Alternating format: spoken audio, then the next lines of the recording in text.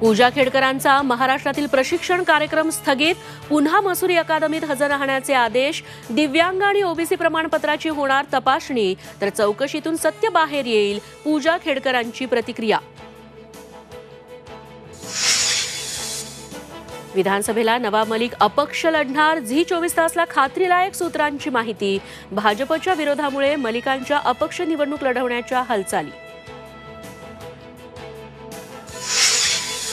विधानसभेसाठी अजित पवारांचा धडाका, 288 मतदारसंघांचा सर्व्हेद्वारे घेणार आढावा, तर पक्षातून कुणी गेलं तर नव्यांना संधी देणार, ऑफ द रेकॉर्ड गप्पांमध्ये माहिती.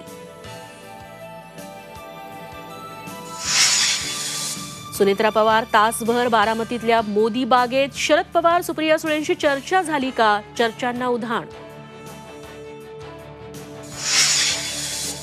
शंकराचार्यांनी उद्धव ठाकरेंना आशीर्वाद दिल्यानं नवा वाद.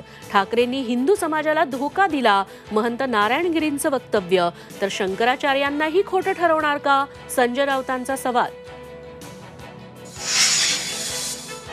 वंचित बहुजन आघाडीची 25 जुलैपासून आरक्षण बचाव यात्रा. दादरच्या चैत्यभूमीतून यात्रेला सुरुवात. प्रकाश आंबेडकरांची घोषणा.